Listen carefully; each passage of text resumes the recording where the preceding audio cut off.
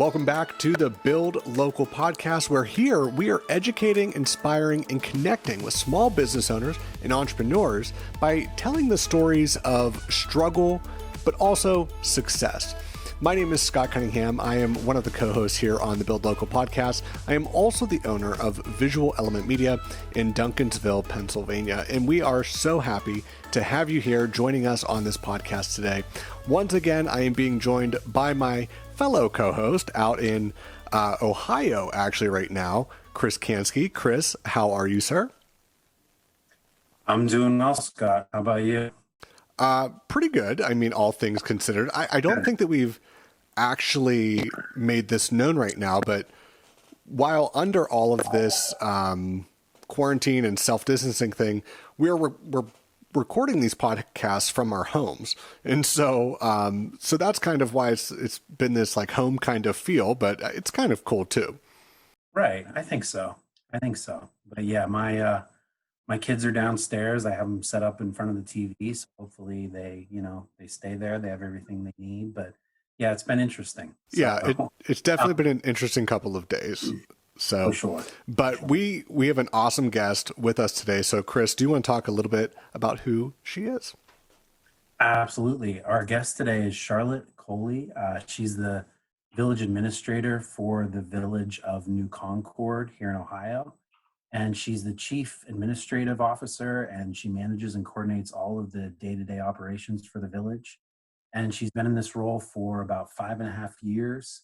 And she previously served the city of New Albany and the city of Dublin in the Columbus metro area. And we are excited to have her today. How are you doing, Charlotte? Great. How are you? Doing well. Good. I'm happy to be here. Absolutely. Yeah. I'm in my office because my home internet service we're kind of outside the network, so we have satellite internet. It's really bad. So oh yeah. Zoom meetings don't happen at my house. And right. I have 3 kids and they're wild and it wouldn't work. So yeah. I'm here. Right. That's great. Well, why don't you just tell us a little bit about your background and what you're doing? Yeah. So I am an alum of Muskingum University. Actually, I graduated when it was Muskingum College before they gained university status, but they're here in New Concord. So we have a full university, students who are housed here in the village, as well as they have an online platform and commuter students and the whole deal, fully functional university, D3. It's a great thing to have in our community, being a college town. It's pretty cool. So I got my degree, Bachelor of Arts in Political Science from Muskingum, and then my master's in Political Science from Miami University in Oxford, Ohio. I was a local government consultant for about 2.5 years with management partners. They're based out of Cincinnati, and they also have a satellite office in California. So I did a lot of work. This was during the Vallejo, California, San Jose, California bankruptcy era. So I got to do a lot of work with those 2 communities, as well as communities all over the country, helping to better understand what their local government situation was, whether it be HR, economic development, any kind of development process improvement, or council staff relations, different things like that. So I learned a lot. Then after living out of a suitcase for about 2 years, because we flew everywhere, it was crazy. It was a great opportunity though. I took a position with the city of Dublin. I was there for about 5.5 years. Another great opportunity. I learned a lot. I moved over to the east side of the metro area with the city of New Albany. And then this position here in the village opened up, and this is close to home for me. My parents are close by, my husband's parents. So I was able to move back home. Our family is in a better situation, and it's a great community to work for. That's fantastic. Yeah. Well, yeah. And most of our guests on the podcast are, small business owners or managers, directors. But we wanted to have, some people like you on the interface that aren't business owners, but interface a lot with small business, Mm-hmm. and are involved in that way. So can you just tell us a little bit about that? Like, how does your job relate to the small businesses in the community? Right. So we're a community in Ohio, and if anyone has been paying attention to news lately, especially an article that Brookings published maybe a couple days ago, they talked about economic issues facing governments. And Ohio was cited a lot in that article because we're heavily funded, our municipalities anyway, counties are different. Municipalities are heavily funded by income tax. So businesses especially in Ohio cities and villages, whatever is a municipality. Townships are funded primarily by property tax, counties by sales tax, but municipalities are income tax, where we're heavy on that. And Right. that's just the way their tax structure works. So businesses in our communities are vital. We want to have good relationships with our businesses, whether it be small business owners, large corporations, retail, office jobs, medical, any of the different sectors, warehousing, whatnot.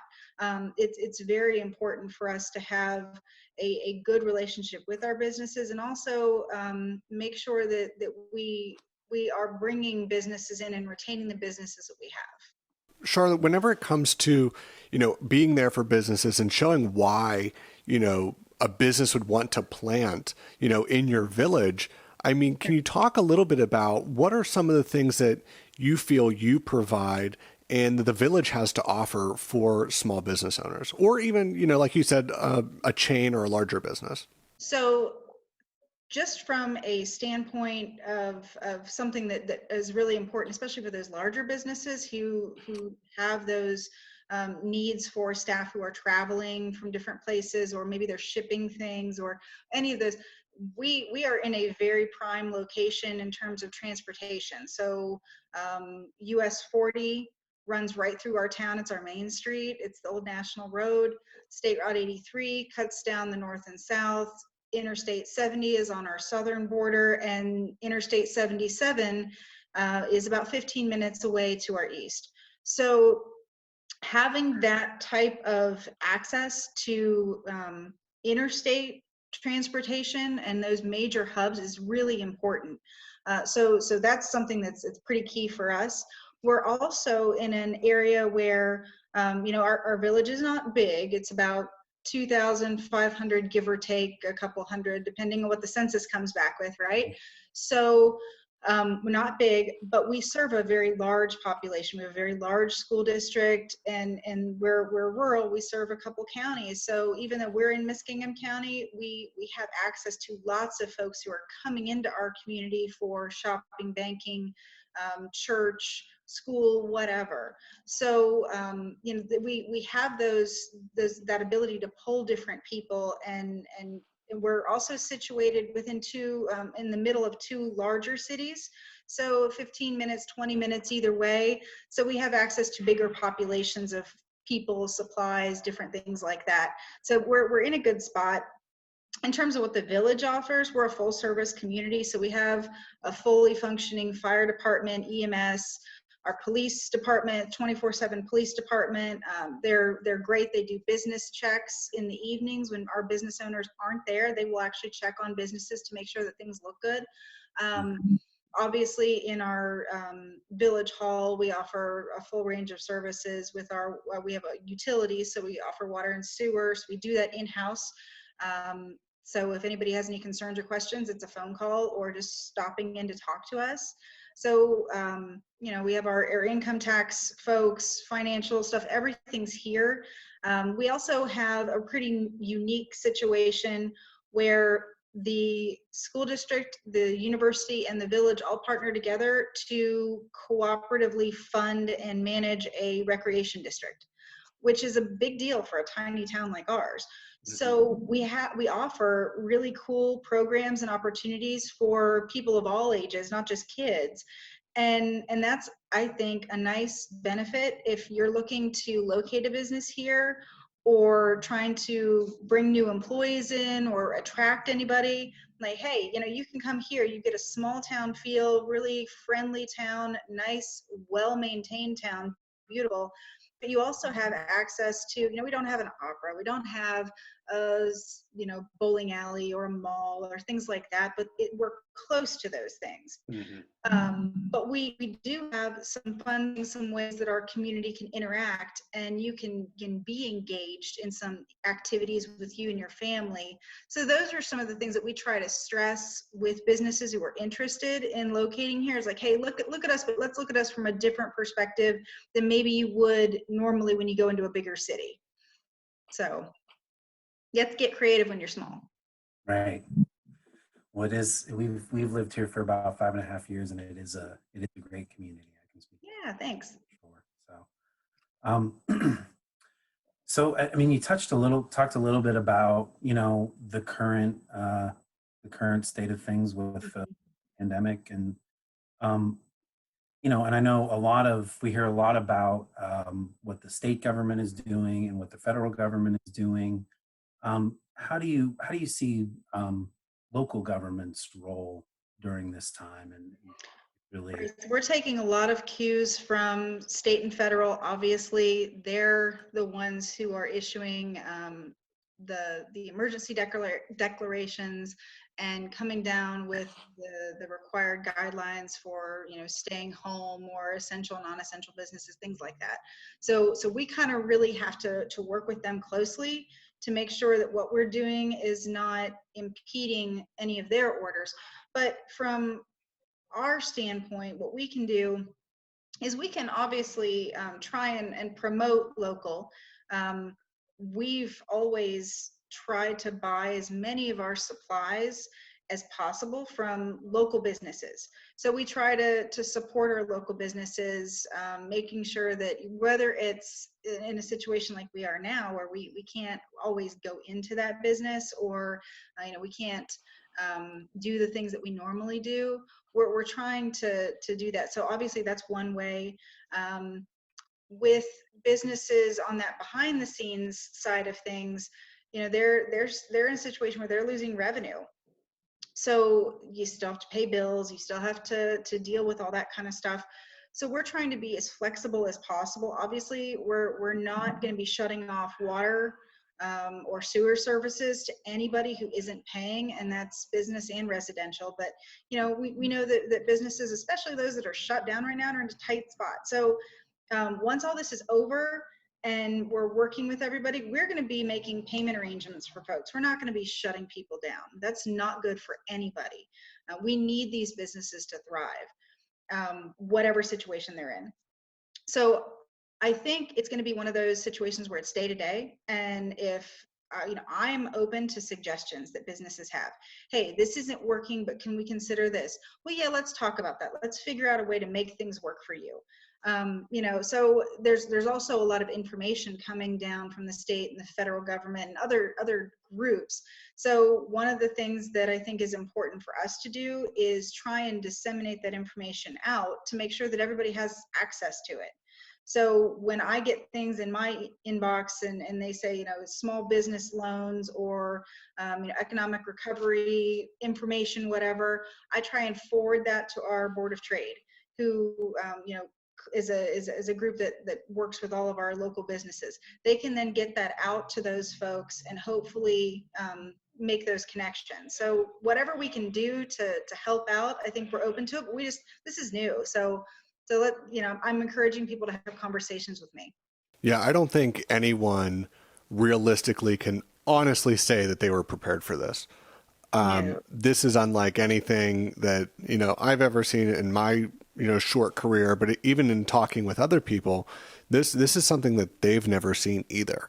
And so how important is it, and we're already running out of time, but how important is it for communities, especially like yours, the small ones, in a time like this to come together, acknowledge that, yeah, sure, we have differences, but how important is it for communities to come together and be united around the central core of who they are?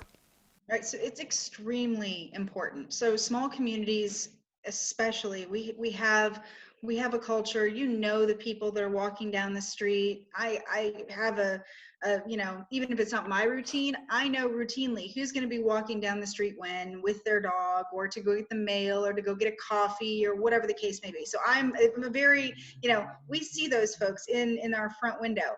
And now we're not seeing that. We're not seeing those groups getting together, meeting. A lot of groups will use Village Hall for meeting spaces. I'm not seeing those people anymore because obviously we can't have the public in our building right now. But I think we're not so far in that we've lost that at all. I think that people have united, and they're trying to stay connected, but it's really important that we continue that push and we continue to get information out to folks, and we try to find ways to engage that isn't maybe touching, but there are other ways to engage. So I referenced our recreation district. They're really trying to do some fun things that are more they're interactive, but not they're safe. So they're putting up Easter eggs they're encouraging our local businesses to put Easter eggs in their windows so people can walk the streets with their kids and they can find the Easter eggs. And they've done chalk bunny tracks on the sidewalks so you can follow the bunny trail and things like that. We're trying to talk about in government wise, can we do a town hall, like a virtual town hall, to address some questions that folks have about the COVID-19 pandemic? And maybe through that discussion, we can learn more about what we as a local government can do to support our community better.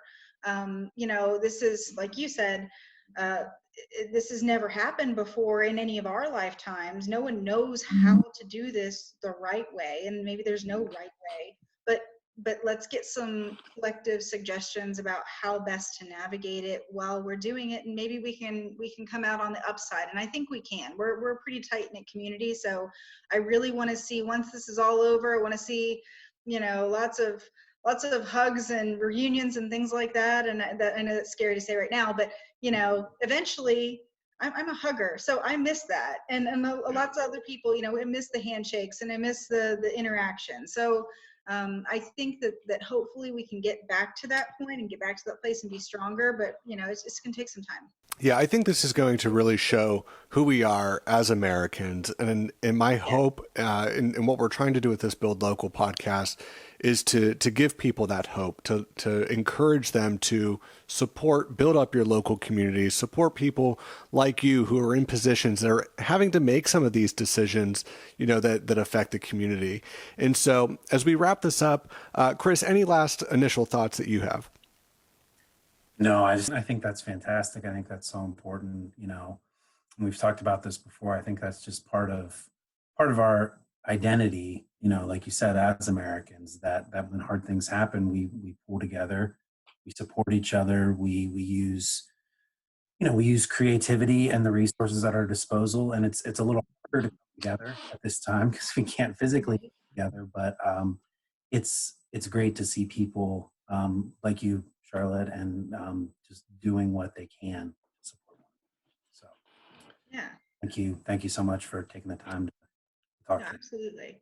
Yeah, it definitely seems like you're doing a lot of great things for the village, and so I would just encourage people that if you're ever in that area, stop in, check it out, and